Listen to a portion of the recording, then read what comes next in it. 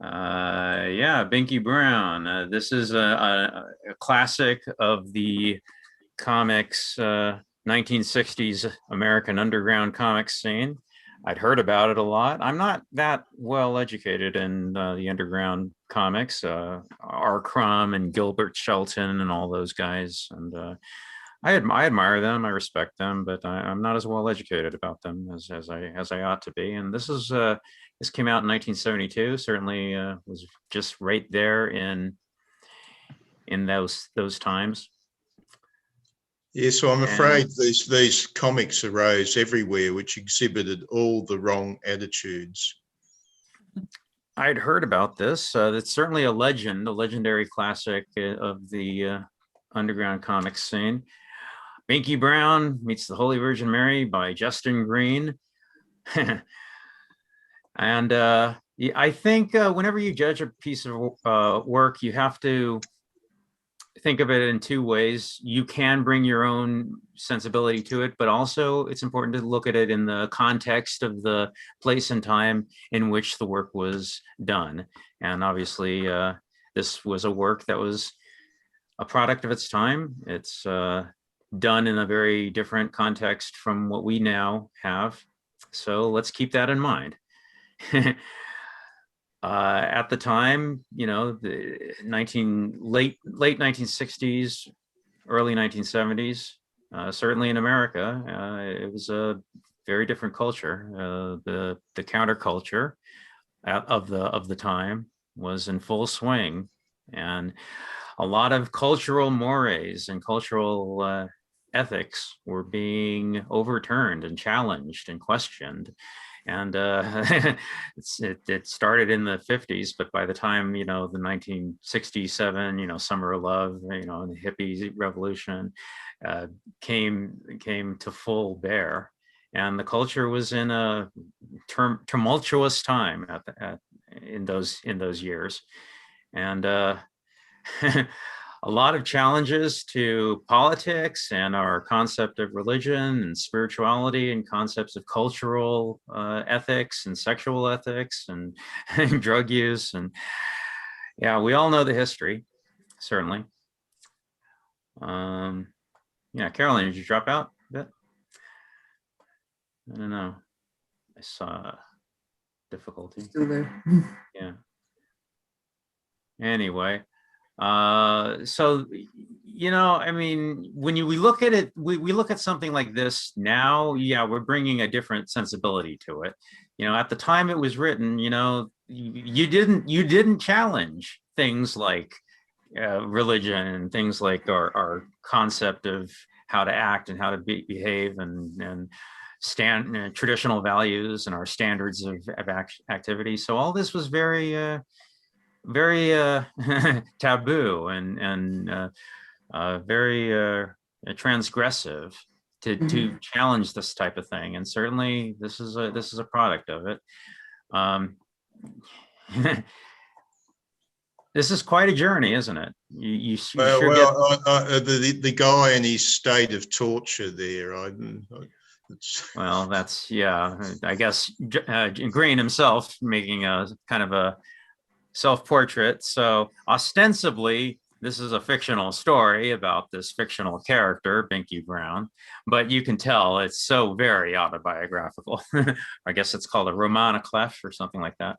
Where actually, it reminds me of a painting, this scene. There's a famous painting from, I think, around the time of the French Revolution or just prior to it, of some philosopher, I forget his name, committing suicide in the bath. So he'd slit his wrists and he was leaning out of the bath and he had that headpiece, cloth on. And, he'd written, his last confession. There's a piece of paper sitting outside the bathtub. Fortunately, I can't bring it up to mind. I'll have to look it up. But this image reveals possibly an inspiration from that. There's a very famous painting which represented a political statement. It's entirely possible that's what he had in mind. I wouldn't doubt it, actually. Yeah, I'd have to look at the painting, but yeah, he probably does have that in mind. So, so yeah, there's a lot here. There's just quite a journey for everyone who went through it. uh, just confronting these matters just head on directly and just taking no prisoners. You can feel the emotion behind it, and there's a lot of negative energy here. There's a lot of rage. There's a lot of unprocessed emotion. Let's say that. It looks like real territory for Wilhelm Reich. uh, yeah, I mean, if we bring our modern sensibility to it, we understand a lot of the the impact of this kind of traumatic childhood experiences, and uh, we have a very different understanding of all these matters now.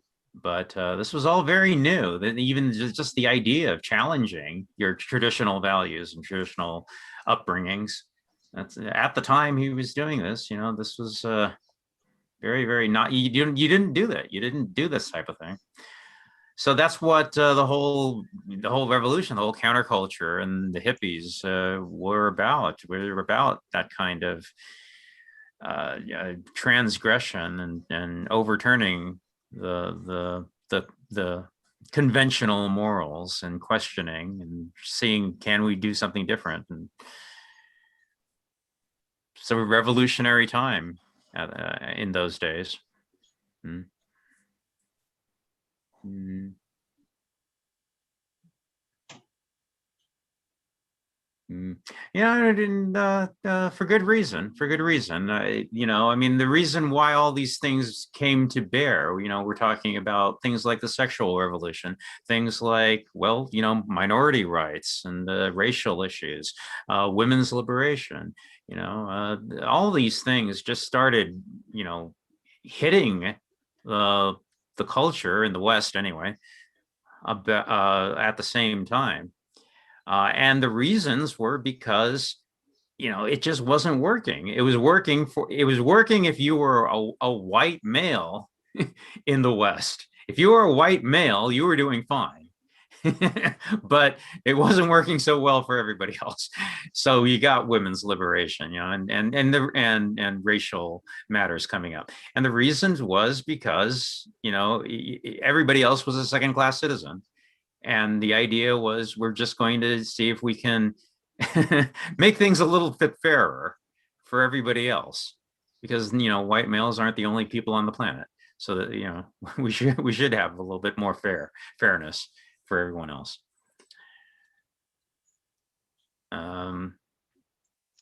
It looks like at some point seems to indicate he begins with the destruction of the statue of the Virgin Mary.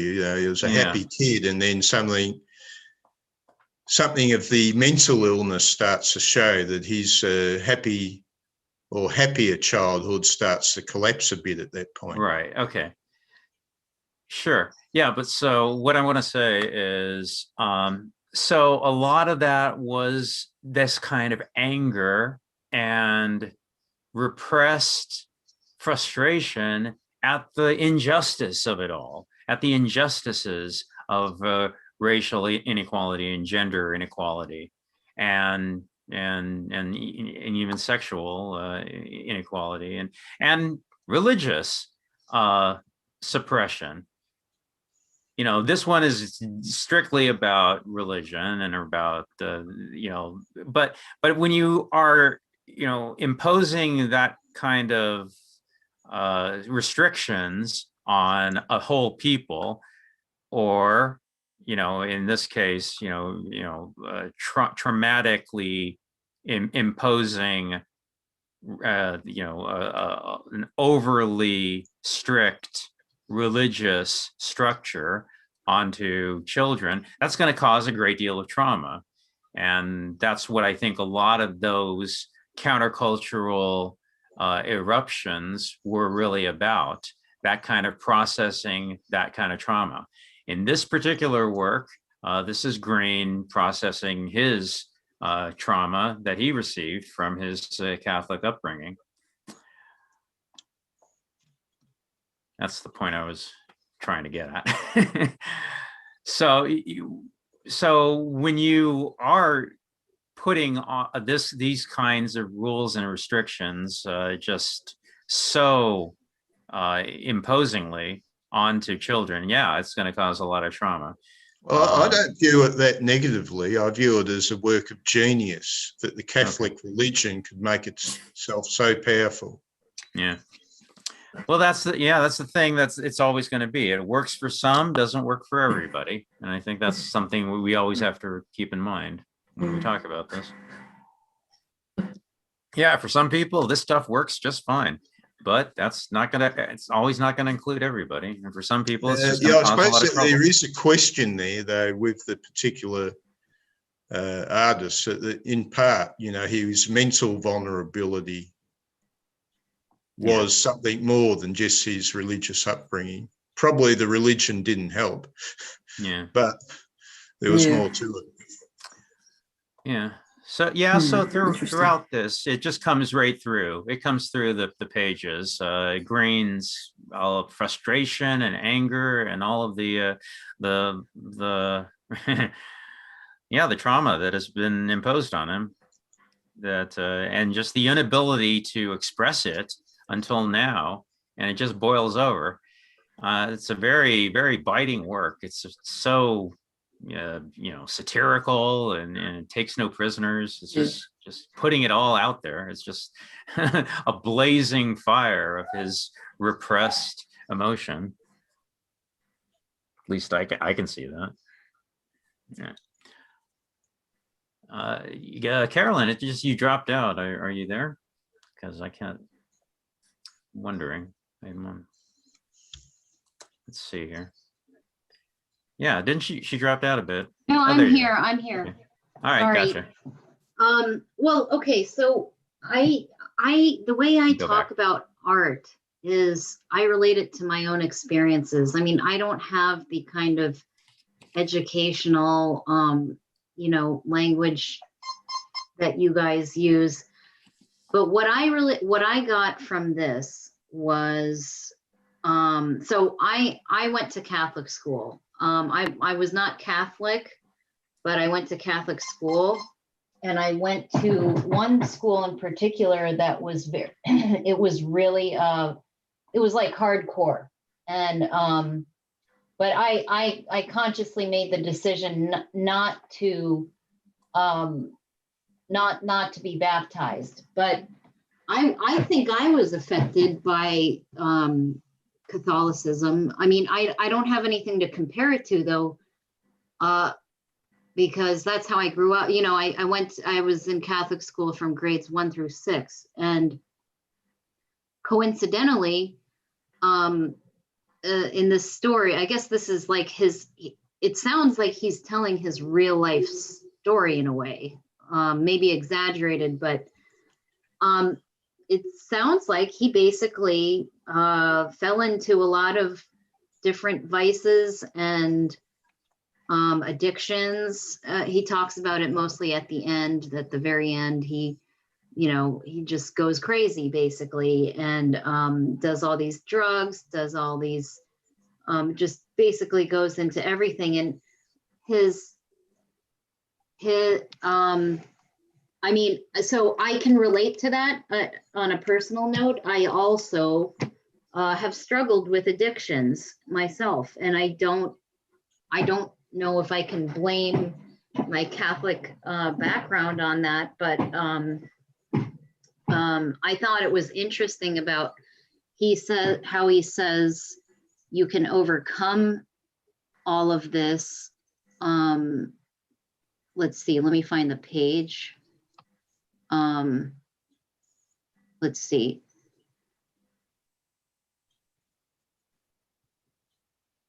Sorry.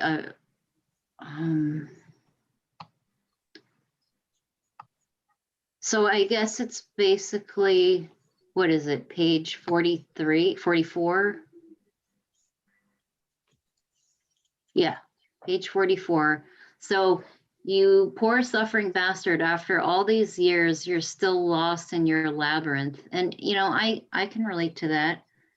And so he says, don't try to be a goody goody. You'll only make it worse. And I also tried to be a goody goody. I mean, I don't know. When I was younger, I was so affected by Catholicism. I really was. Even though I was not Catholic, I kind of like some of the things he talked about. I felt like I could kind of experience. I experienced like the superstitions he had, and talking to God, trying to reason with God, saying, things like, God, if you help me with this, I promise I'll do this or that. I don't know what it is about the Catholic religion, but I had the same thing. Like I literally had those very conversations. And then later on in life, I felt I kind of broke free of all of that. And I felt like a total sinner. And I don't know, just the whole like story, it was kind of something that I am familiar with, and it's sort of similar to my own story in a way. I mean, not exactly, okay, but I don't know. I know I don't sound like artsy or intellectual or anything, but that's what I wanted to share about it. That's what I like about art, is that you can relate it to your own life. That's just what I like to talk about. So Yeah, well, that's great. Yeah. I mean, it sounds like, yeah, this really hit you. That's terrific. Well, at first I kind of reacted to it. I didn't like all the what do you call it? I thought it was a little bit prudish. Like just, stuff that boys would be into. Yeah, like that kind of thing. But no, I mean, ultimately, I can relate to this kind of story, this very story. Actually, I wanted to add something as well. Like I've been going to a Christian school for almost my whole life, except for university. So I can relate to that. But although I was raised in like a Buddhist family, but I sort of lived like an atheist. I just don't really like engaging in this religious practices, not as much as my parents or my family does. I just like to live in my own space and on work on my own pace. If I'm interested in something that I don't, I just had this mindset where no one's going to be able to determine when I should do this and that. Yeah. When I should pray or whether I should or not. So that's just my experience. Yeah, I didn't really keep up with it that well. I think my mother convinced me that God would be looking over my shoulder or looking behind my back. And for a little while now and again, I believed it, but it seemed to fall out in me. And in the end, I just didn't think about it that much after a while. I think how old was I? Perhaps, getting onwards towards, 8, 9, 10 years old, there was something there, that idea was there that God is watching you. And then after that, I just forgot about it. You became an atheist when you were 13, right, Stephen? I was an atheist for about a year, yeah. According to Rudolf Steiner, I don't know who he robbed it from, but this is a natural point. A person is an atheist. Just be during the onset of puberty. Yeah, and this is what the comic demonstrates: the adolescent struggling to overcome his kind of desires, choosing it, whether to choose it over Catholicism. He also touches on some of the prejudice going on at the time. You kind of see like at one on one slide, he's talking about something like, do you ever feel, let me try to find it. Do you ever, something about, the bigotry towards Black people, The Negroes and that. right, yeah. I forgot what page that was, but I remember. that. And also he's half Jewish, and I think he talks about some, you see, like, I think some of the kids call him names related to being Jewish or something, or half Jewish. Hmm. There was a claim that the bullying which he was given in the comic was an invention. When I looked up the Wikipedia article on it, so some of this stuff is it's illustrating a story, but there's of course a lot of stuff which might be not based on the literal truth. Oh, okay. But I mean, some of the things I have heard from Catholics. I never experienced Catholicism, but of course, the Catholics will always one of the main horror stories in the life of a Catholic was the nun educators. They were the terror of the young people's lives. What do you mean? Oh, well, if you've ever been into Dave Allen's humour, the idea that, so he was in a Catholic school and most of the teachers were nuns, or virtually all of them were, and at the time, and of course the nuns were not the world's happiest people. Oh God, I had a nun, a teacher who was a nun, and she was like that. She was like the most miserable person. I feel bad for her because, they just, yeah. I think what the comic reminded me of was just how powerful for a Catholic is the cult of the Virgin Mary, which doesn't exist amongst Protestants. Mm.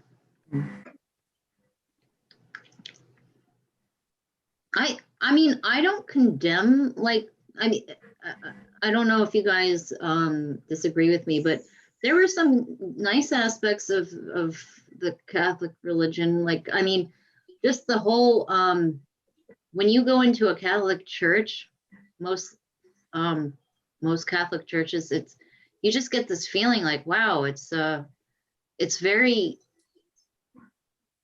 it feels, it's an experience. Yeah, certainly. I'd say it's probably a superior experience to Protestant services in general. Very, very powerful artistic experience. Yeah, well, you smell the incense, and then you see the huge ceilings and all this artistic stuff on the walls. But my Protestant friends would say those are just distractions. They actually just lead you further away from God. Because you're more indulging this artistic expressions rather than strengthening your faith alone to Him. Yeah, there's definitely a big difference between the Protestants and the Catholics.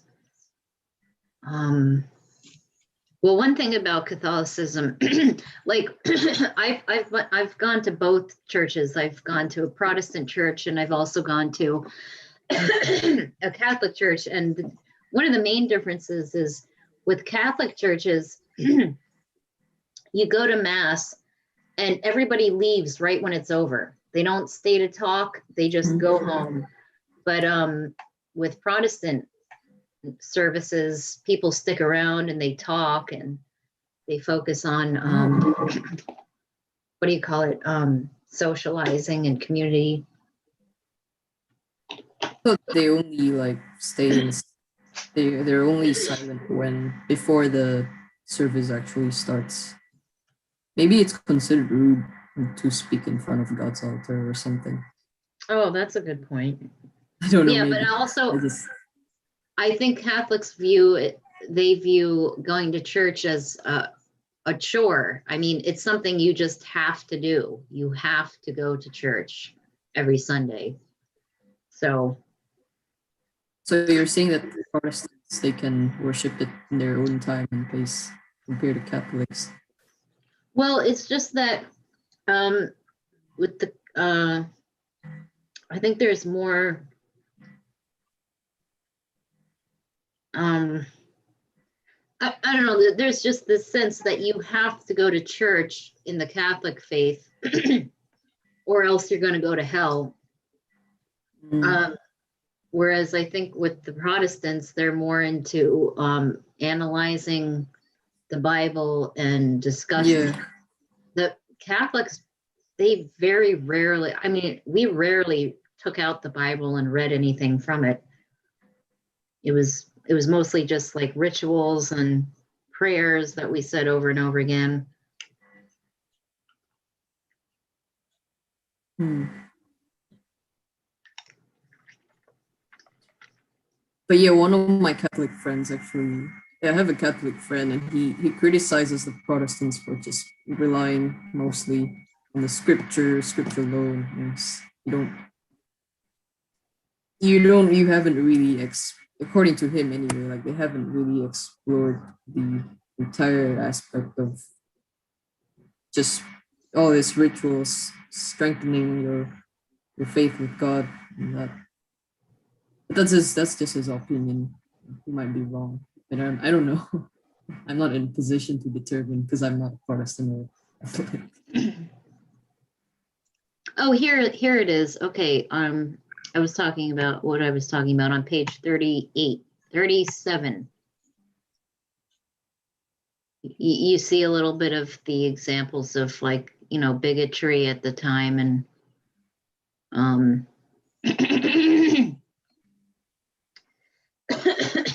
Are you okay, Carly? yeah, I'm eating some soup while I'm listening. okay. Sorry, I'm super hungry.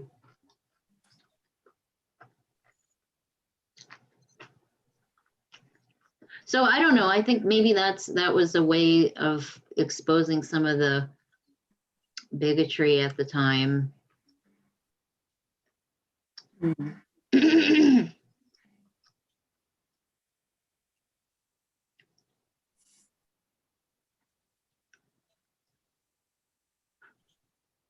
So, and then on page 38, you see all the things that he fell into: beer, gambling, speed, crime, masochism, Hesse novels, obsessive love, protest, yoga, Zen, pot, mysticism, psychiatry, painting, the blues, acid. I mean, I feel like I've tried to explore all those things too. Like I too have felt like, okay, maybe the answer to life is in all these things, these different things. Maybe I'll get the answer from one of these things. But of course, I never did. Mhm.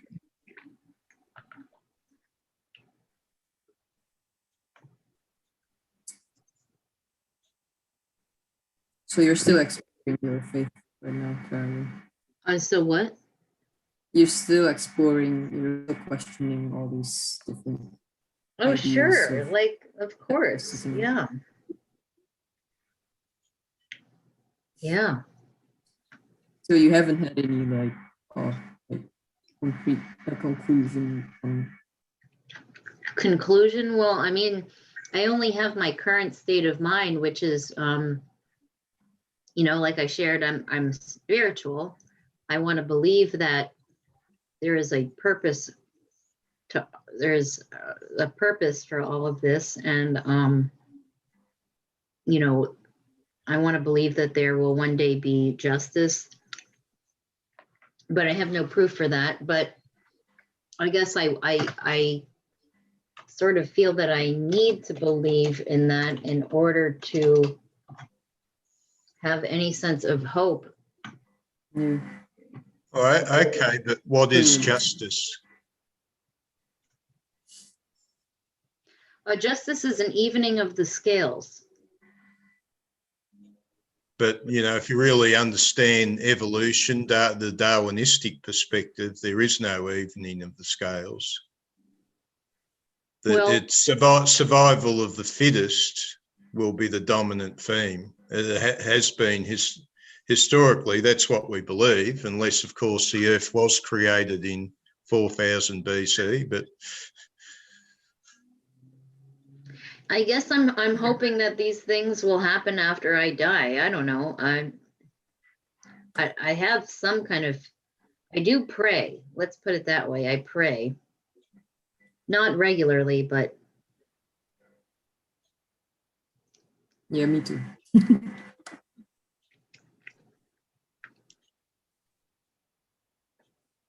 I think that there've been better times in history. We've lived through one of the better times for Western civilization, but the enormous growth that was known, which propelled people along, was starting to fall to the wayside. Of course, the Anglo-Saxons took great advantage in, colonising America and Australia and places like that, and dominating much of the globe. So it was a great time to be an Anglo-Saxon. But the sort of technological innovation that was the rapid pace of technological innovation probably began to decline. It's I don't know if there's that much technological pace in various areas to be gained. I suspect with overpopulation, eventually you'll end up with a Hobbesian scenario, a war of all against all, as the excessive population of the world fights over the world's declining resources. Hmm.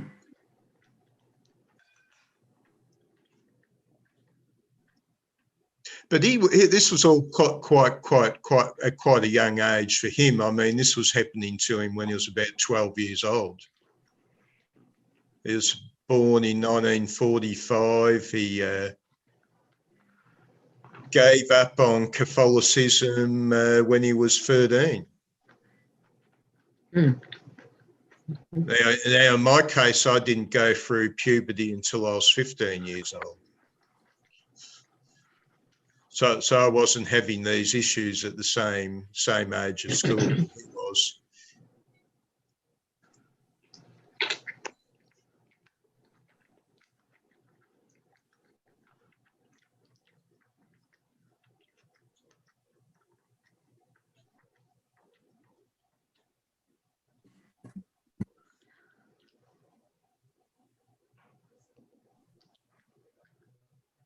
I have a friend who actually owns a copy of this, and, and she told me, she's older, she's in her 60s. And I think she said she bought it for like 50 cents or something. And it was she said it was very popular at the time. She grew up in Massachusetts. And everybody was reading this. I guess they got it from their local, bookstore or whatever.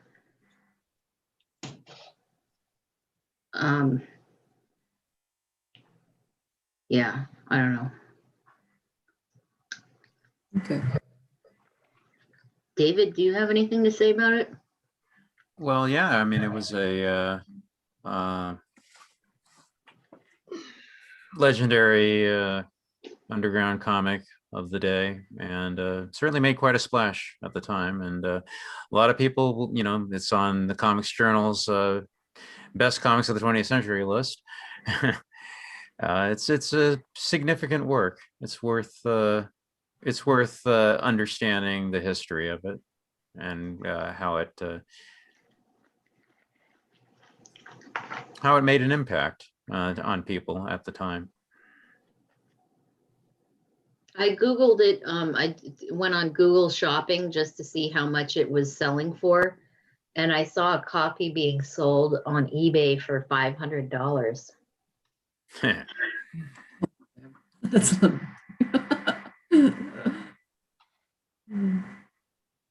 So I guess that shows you how, important a work it is. Yeah, I mean, I guess, yeah, I tend to look at things, there's you look at it in the context, but you also have to look at it objectively. Is this a good work, really? Is it, it's difficult, isn't it? It's difficult to get through. I mean, what did you think? It's a journey. It's a slog a little bit. I was getting, I could only do like maybe 10 pages a night, honestly. Well, actually, I was the opposite. I found this one of the easier ones to read. I could sympathise with it greatly. Strangely, I could. I think it's a question of sympathising. I've always been interested in religion and the issues people have with it, and the power of religion and so forth. So I don't believe in stuff like cosmic justice and stuff like that. I just think that we're just being carried along by a force, a bit like Schopenhauer, whether it's a will or it's indifferent gods who occasionally come down and pretend they care. But that might be just my psychology. I think that basically human beings, like all animals, suffering is part of their condition. Mm-hmm. And your local RC priest will make sure you do your job in suffering. Was that? Not too sure what happened at this seat. So he gets an orgasm riding a push bike. Mm-hmm. Well, yeah, I mean, if we're going to talk about the specifics of the content, I mean, what can you do? I mean, actually, I don't understand the part where he orgasmed from the tearing apart the pig's belly. I don't really get that. I don't know why he could achieve an orgasm from that. Oh, no. That's it's the thing is, it varies from person to person, but in a heightened state where he probably didn't have a more normal avenue for his sexual desires, suddenly the round curves of a pig toy and a crack in it were enough to set off the chemical storm in his head. Fascinating. It is indeed. Of course, he progressed to the dangerous stage of trying to haul the Virgin Mary to the ground in his imagination.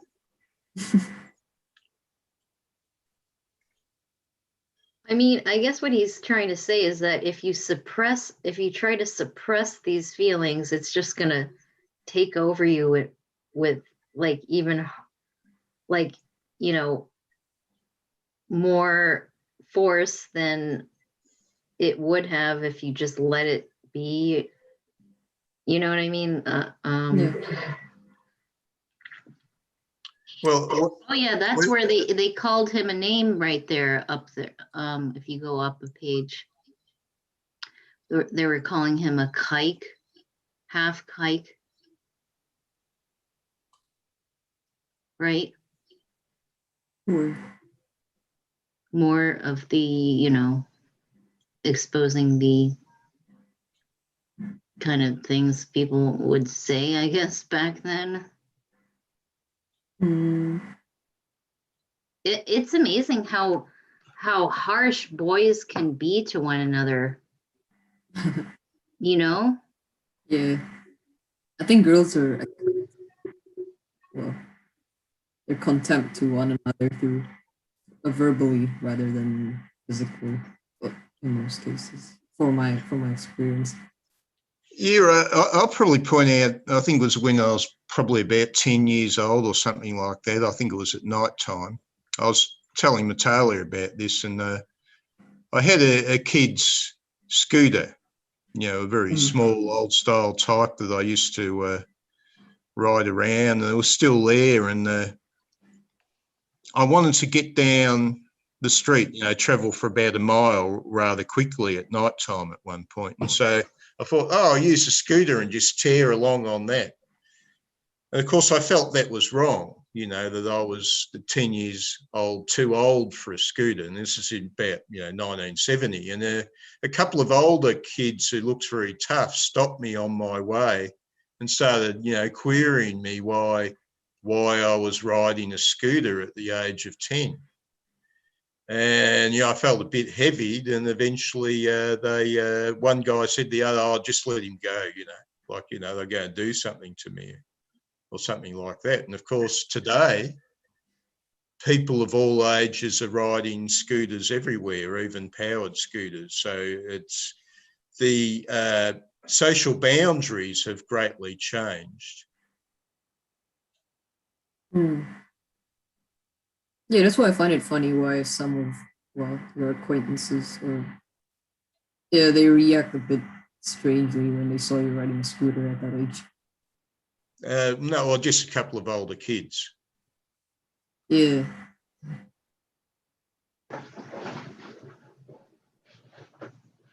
Well, when I see movies about the earlier times, like the 60s or the 50s, and they show kids talking to each other, it does really seem like they were a lot less PC back then.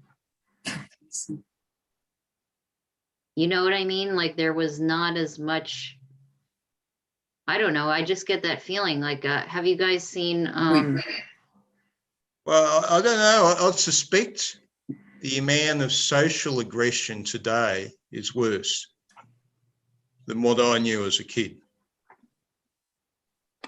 Oh, okay. You mean what, through political? PC, yeah. PC is probably a far more aggressive and bullying technique than anything I witnessed back, say, in the 70s or anything like that. Okay, so are you saying people are more backhanded in their? Yeah, on average, they're a lot nastier today. In a backhanded way, in a sneaky kind of. Yeah, like, probably. Can you give me an example? I think. Can you give me an example? How is it they're nastier? Because I don't see people being nastier now. I see people trying to avoid the confrontation at any cost, and definitely being a lot more politically correct. And I think the political correctness will eventually destroy this country. But I don't see people being nastier. I'd probably put it down to indifference. I'd say once, people had the attitudes, but there was a difference. Back then, they respected the individual. Today, they've lost sight of the individual. That I totally agree with you. But nastier and not respecting individuals are two very different things for me.